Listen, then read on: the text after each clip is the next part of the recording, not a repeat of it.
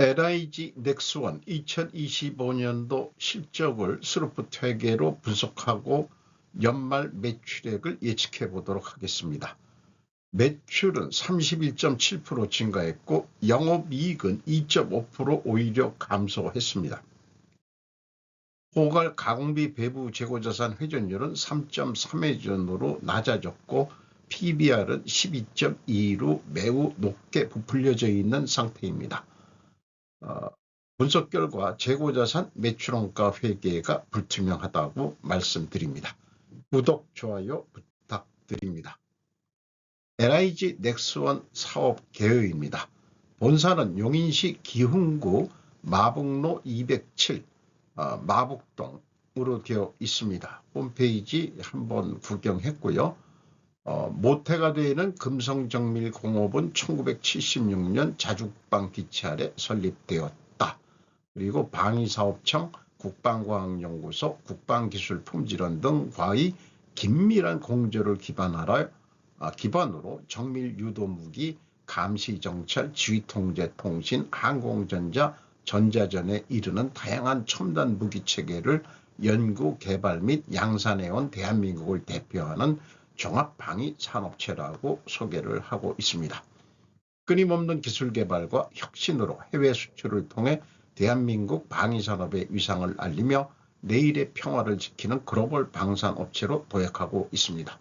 오늘날에는 4차 산업혁명과 연계한 무인화, 드론 로봇, 인공지능, 사이버전 등 미래기술 확보는 물론 국방민수 기술 교류에 기반한 스피넌오프를 통해 당사가 나아갈 길을 적극적으로 모색하고 있습니다라고 소개하고 있습니다.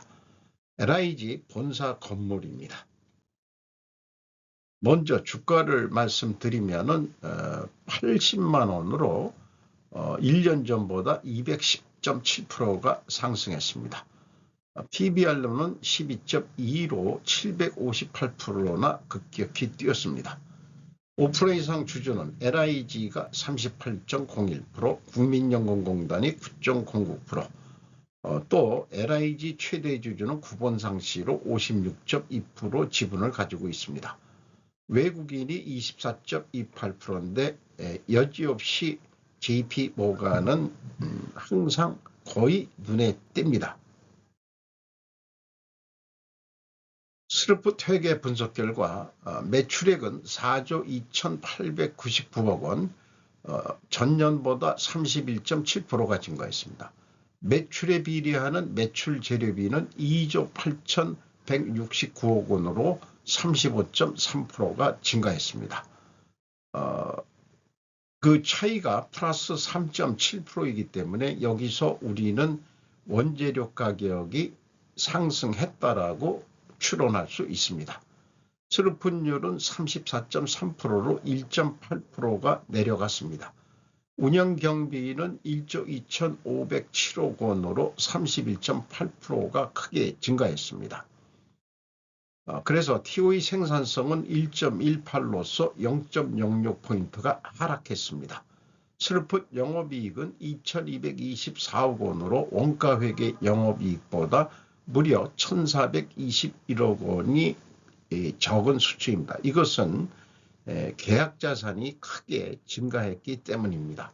2024년도까지는 원가회계 차이는 크게 없었습니다만 2025년도에 급격히 원가회계 영업이익과의 차이가 커졌습니다. 스루프트 영업이익률은 5.2%, 1.8% 내려갔는데 원가회계는 8.5%로 1.1%가 상승했다라고 반대적인 결산 결과가 나타났습니다. 자, 그것이 구체적으로 뭔지 추적해 보기로 하죠. 참고로 기존에 공시되는 그 원가 회계 손익계산서를 재구성해서 표현해 본 것입니다. 여기에 다시 한번 짚고 넘어가면은 원가 회계는 뉴스로 치면은 가짜 뉴스이다. 매출 원가는 기초재고 더하기 총제조 비용 빼기 기말재고, 이것을 우리는 진실로 알고 있는데 이것은 사실은 모순된 세계다. 이렇게 말씀드릴 수 있겠습니다. 그래서 IFRS 1112호가 적용된 매출액이기 때문에 아직 건설업으로 치면 미청구공사라고 그러는데 아직 청구하지도 않은 놈을 매출로 수익을 인식하는 거죠. 그 매출로 수익한 이 수익으로 인식한 금액이 4조 2,899억 원인데 4조 2,900억이라고 표현해야 되겠네요. 반올림해서. 그래서 계약자산 증가액을 뺀 게 진짜 매출액이다. 그러면 그게 3조 6,780억 원이다. 이런 얘기입니다. 매출원가는 변동이 없기 때문에 이 매출액이 감소한 만큼 영업이익을 따진다면 실질적으로는 영업적자 2,471억 원이 났을 것이다. 이게 진짜 실적일 것이다. 원가 회계로 보더라도 이렇게 얘기하는데 이 매출액을 감소시킨 상태를 스루프트 회계로 분석하면은 영업이익은 4,741억 원이 감소하는 거로 매출액 감소가 아니고 이게 왜냐하면은 매출에 비례하는 매출 재료비이기 때문에 그 재료 비율만큼 차이가 나는 거죠. 그래서 원가 회계 영업손익과의 차이 1,375억 원이 나오는데 이 차이액이 이것은 매출 재료비의 감소액과 동일한 금액입니다. 그렇게 스루풋은 비례해서 영업이익이 감소한다. 이렇게 말씀드릴 수 있겠네요. 이것을 논리표, 충분조건 논리로 한번 표현해 보겠습니다.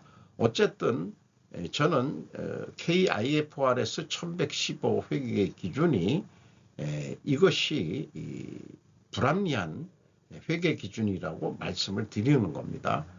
만약에 계약자산 증가액을 매출에서 부인한다면 매출 감소액만큼 영업이익이 감소한다. 왜냐하면 매출원가는 그대로 있기 때문이다. 돈 쓴 거는 그대로 쓴 거 아니냐 이거예요.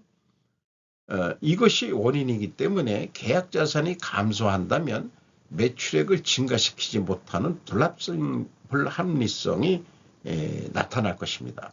왜냐하면 이미 이 기존에 청구한 것은 계약자산이 감소한 부분은 이미 청구를 했다는 의미이기 때문에 또 손댈 게 없으니까 계약자산이 증가할 때만 적용되는 인식이다 한다면은 이것은 감소할 때는 그러면 추가로 더 더해져 있는데 더 더해주지는 않을 것이다. 이런 거를 충분히 예측을 할 수 있겠습니다. 그렇다면 스루프트 회계는 계약자산 증가액을 매출액에서 부인한다면 매출 재료비 감소액만큼만 영업이익이 감소합니다. 매출 재료비는 왜냐하면 매출 재료비는 매출에 비례하기 때문입니다. 따라서 IFRS 1115 적용이 필요 없는 게 스루프트 회계가 되겠습니다. 재고자산 명세입니다.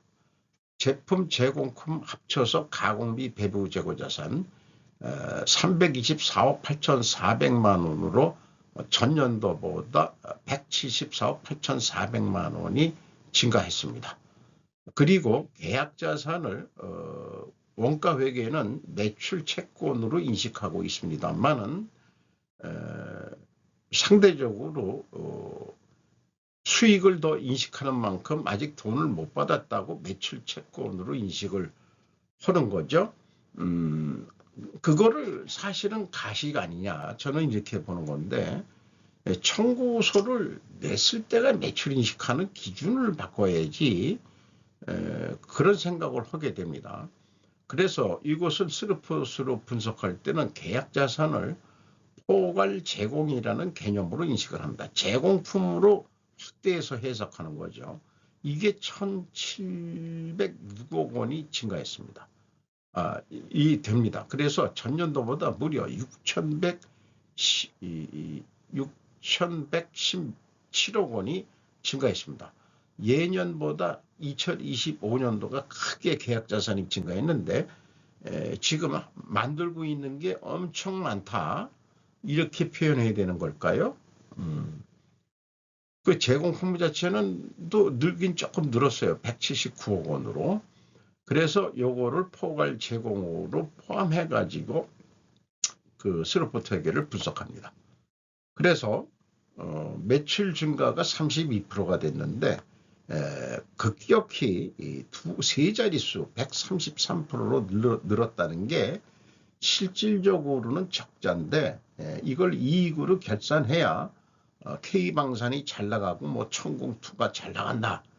이런 거를 보여주기 위해서 그렇게 결산을 한 건지 그렇게 의도한 바가 있지 않을까 생각을 합니다.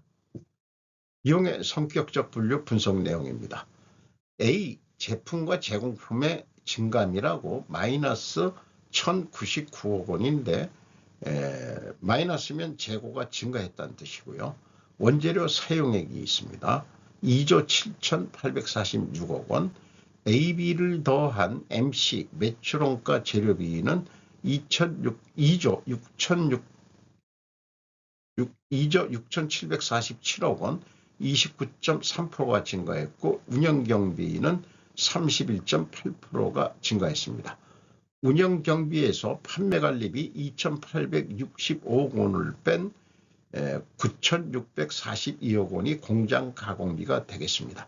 가공 비율은 22.6%로 떨어졌고 재료 비율은 77.4%로 크게 증가했습니다. 여기서도 우리는 원재료 가격이 크게 상승했다라고 추론해 볼 수 있겠습니다. 그러면 재고자산의 증가액을 그럼 검증을 해보자. 포괄 가공비 배부 재고자산 증가액이 6,291억 원입니다. 그런데 비성분 재고자산의 변동은 1,099억 원이죠. 차이가 5,192억 원인데 계약자산을 포괄 제공으로 인식했으니까 그 증가액만큼 빼주면은 맞아떨어져야 되는데 924억 원이 차이가 있고 3년 연속 이런 차이액이 계속되고 있습니다. 분명히 어떤 특별 원인이 있는데 재고자산 명세를 통해서 이런 증가액의 차이를 무엇인지 찾을 수는 없었습니다. 이 대목에서 제가 이런 표현을 한번 해봅니다. 재고자산 매출원가 회계 불투명으로 표현하는 것과 재고자산 매출원가 분식회계 개연성 가정이라고 표현하는 것은 어떤 차이가 있을까? 개념 차이는 없는 것임에도 불구하고 제가 분식회계란 용어를 썼을 때에는 민감한 반응이 나타난 경우가 있습니다. 어떤 사람은 거의 협박까지 하더라고요. 당신 뭐 형사적인 책임까지 질 수 있어? 손해배상을 책임질 수 있어? 이렇게 얘기를 하는데 오래간만에 그런 게 나오면 조회수가 좀 올라가더라고요. 정중히 제가 좀 답변을 했어요. 했는데 그럴수록 저는 좋습니다. 한번 손해배상 청구에서 그 소송이 걸어지면은 쥐든 뭐하든 간에 그만큼 제가 유명해질 것 같으니까 유명세로 이게 얼마나 좋겠어요. 가뜩이나 은퇴해가지고 사라져가는 노땅인데 소송을 걸어라. 근데 아마 그 회사가 소송 걸 것 같지는 않아요. 어쨌든 그런 협박꾼들이 있더라고요. 저작거리에서 저울질로 중량을 속여먹는 장사치들은 3대가 망하리라고 선지자는 말했던 게 젊어서 읽은 게 지금도 50년이 넘었는데도 기억이 납니다. 아마 그 이사야서에 그런 게 나올 건가 그래요. 그리고 PQ 총 제조 비용도 동일한 금액으로 차이가 납니다. 그리고 제 그 부식회계 개연성이라고 표현해야 되는 게 맞는데 현금 흐름까지 안 맞으면 부식회계 했다고 봐야 되는 거 아니냐. 그러나 그럼에도 불구하고 저는 단정하진 않습니다. 입증을 해야 되기, 입증되기 전까지는 단정할 수는 없는 겁니다. 현금 흐름표상으로 읽으면은 현금이 2,303억 원이 나갔으면은 그만큼 재고가 증가해야 되는데 더 증가를 못하고 2,264억 원밖에 증가를 안 했습니다. 39억 1,700만 원의 현금을 어디다가 엿바꿔 먹었냐라고 물으니까 엿바꿔 먹다니 무슨 그런 무식한 말을 우리가 돈을 헤쳐먹었다는 얘기요? 그게 아니고 27억 7,700만 원이 그 재고자산 평가 손실이요. 그래도 11억 4천만 원은 니들이 헤쳐먹은 거 아니냐. 그런데 2024년에는 213억 원이나 차이가 있고요. 2023년도에는 146억 원이나 차이가 있습니다. 그래서 이 금액이 확실한지 다시 한번 현금 흐름표에서 제가 확인을 했는데 틀림없더라 이 말이죠. 그러면 당신네들은 이 3년 동안 계속 이렇게 차이가 있는데 그러면 공인회계사가 감사한 그 결산 서류를 당신이 뭐가 확신한다고 그렇게 하냐. 숫자를 봐라. 그 공인회계사 외부 감사 받았다는 거 하면은 그게 진실치냐? 그게 아니지 않느냐. 어떤 경우에는 회계법인도 벌을 받을 때가 있습니다. 제대로 감사를 못했다고. 이런 거를 어떻게 패싱하고 나오냐. 저는 이해가 안 된다 이게. 숫자는 제가 전문가도 아니지만은 그 비교 한번 해보자 이 말이에요. 틀리지 않냐. 그러면은 이런 경우는 저는 분식회계 개연성이 있다라고 표현을 합니다. 그럼에도 불구하고 거표지에는 재고자산 매출원가 회계 불투명이라고 표현해 줬습니다. 뭐 천공투를 수출해서 방산이 잘 나가는데 격려는 좀 해주고 싶긴 해요. 그러나 숫자는 정확히 해야 되지 않겠냐. 원가회계하고 영업이익 차이는 가공비 배부재고자산 포괄에서 가공비율을 곱하면 검증이 되겠습니다. 그러니까 스루프 손익은 정확하다는 것을 말씀드리는 거죠. 주요 운영경비에서 인건비가 5,508억 원, 24.9%가 증가했습니다. 그 다음에 직원 수는 5,382명으로 593명, 매년 500명 가까이 증원을 시키고 있다는 것은 일자리 창출 면에서 매우 감사한 일이죠. 또 인당 평균 임금도 1억 230만 원입니다. 11.2% 인상이 됐습니다. 잘 나간다고 인건비도 좀 올려줬는데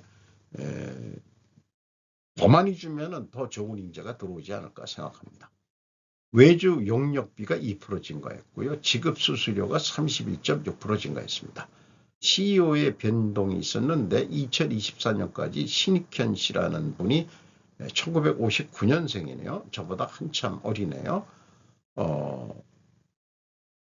그전에는 김지찬 씨로 돼 있는데 그 출생연도는 같네요. 그 공군사관학교를 나온 거로 되어 있습니다. 그러니까 뭔가라도 이 연결고리가 있으면 좋겠죠. 방위사업청하고 등등.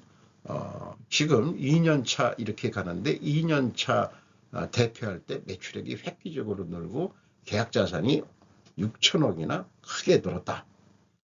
그런 얘기가 되겠습니다. 뭐 수주액도 사실 뭐 20 몇 조를 가지고 있는 거로 아까 재고자산 명세에 돼 있었죠. 어쨌든 상시 고용 인원이 인적 자원으로서 그 어려운 일이 있을 때 해결할 수 있는 게 인적 자원이다. 그래서 그 월급을 많이 주면서 조직에 길들이는 법을 하고 있다. 뭐 이런 표현을 해볼 수 있겠습니다. 영양평가지표로서 포괄 가공비 배부 재고자산 회전율이 전년도 5.9회전에서 3.3회전으로 거의 2배가 떨어졌습니다. 44.5%가 하락했습니다. 슬픈율은 1.7% 하락했습니다. 어쨌든 요게 두 가지가 동시에 하락했으면은 투명회계 가정은 일단은 합니다. 입증을 해야 됩니다. 투자자본 이익률 10.2%로서 5.5% 하락했고요. 총 자산 회전율은 0.5로 변동이 없습니다. 영업 구매 평가 지표로서 매출 채권 수금 속도 8.4회전으로 떨어졌습니다. 이게 매출액이 높은데 매출 채권이 올라가고 떨어질 수밖에요. 계약 자산을 매출 채권으로 인식을 하니까 떨어질 수밖에 없는 거죠. 여기에는 계약 자산을 저는 안 넣습니다만 그래도 수금 속도가 떨어졌어요. 그 다음에 매입 채무 지급 속도도 떨어졌습니다. 좀 바람직하지가 않죠. 돈은 왕창 남았다고 하면서 수금 속도는 느려진다. 돈 주는 것도 느려졌다. 허위 매출이다 이거죠. 그러니까 그렇게 봐야 되는 거 아니냐. 이 계약 자산이라는 게 그렇게도 냉정하게 표현해 볼 수 있는 거 아니냐. ROI 자본 회수율 15.6%, 3.3% 하락했습니다. 어쨌든 두 가지 경영평가 지표가 하락했기 때문에 회계 투명성 가정을 세우는데 이것을 입증하려면 원재료 가격이 상승하고 수주 판매 가격은 인하가 돼야 됩니다. 그러면 원재료 가격이 상승했느냐? 방위산업은 알 방법이 없습니다. 참고적으로 원재료 매입의 자료만 가져왔습니다. 원재료 매입액이 있고 그 비성분에는 원재료 사용액이 있죠. 매입액이 1,853억 원 더 많습니다. 그래서 이만큼 재고가 증가했을 거 아니에요. 그래 원재료 증감액을 보면은 2,126억 원이 증가한 거로 되어 있죠. 여기서도 272억 원이 차이가 있고 2023년도에는 무려 2,787억 원의 차이가 있습니다. 이게 뭐가 그러니까 이 매입액보다는 더 사용액이 더 많을 때가 있을 수 있겠죠. 매입액보다는 더 적게 쓸 수도 있겠죠. 그게 그 수급 관리가 좀 제대로 돼야 되는데 매입액과 사용액의 비교니까 재고 증감액으로 이것도 입증을 한번 해보려고 시도는 해봤다 이런 얘기입니다. 딱딱 맞아떨어지는 분야가 아니군요. 회사는 원재료 가격은 관련사항은 보안관계상 기재를 생략합니다. 가격, 제품 가격 추이도 마찬가지고요.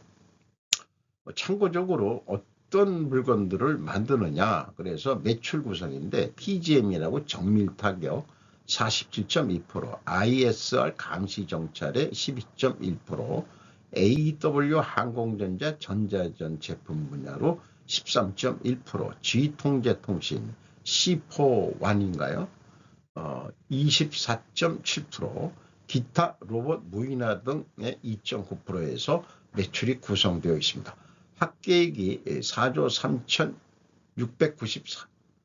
3,669억 원인데 손익계산서 매출액은 4조 2,898억 원, 169억 원이 또 차이가 있어요. 뭐가 맞아떨어지는 게 없어요. LIG 넥스원은. 그리고 이제까지 추론했던 거를 다시 요약 정리해 보면은 투명하게 가정을 했는데 이걸 입증해 드리고 싶어도 입증 데이터가 비공개니까 보안 방위업체로서 입증을 못해 드리는 아쉬움이 남습니다. 제 생각에 원재료 가격도 분명히 올랐다고 생각을 하고 수주 판매가도 좀 수출이 잘 되니까 올랐을 것 같은데 상대적으로 원재료 가격이 더 상승했다면은 수주 판매가는 이미 계약을 확정해 놓은 거는 돈을 더 달라고 못하면은 그러니까 적당한 수출을 한 건 좋은데 계약해 놓고 물건을 만들려니까 포개 가격에 올렸다든지 뭐 등등 그 미사일 만드는 거 아닙니까? 천공투가 중거리 미사일 아주 핵심적인 게 어쨌든 방위산업청이 추가 돈을 줄 수 있느냐? 국내께 아직까지는 국내 예, 국군에 납품하는 금액이 크겠죠. 현금 재무지표로서 1번 EAT 세후 현금 순이익 6,134억 원을 벌었습니다. 두 번째 EMS 사업활동으로 전체 유입된 돈은 3,544억 원이 유출이 됐습니다.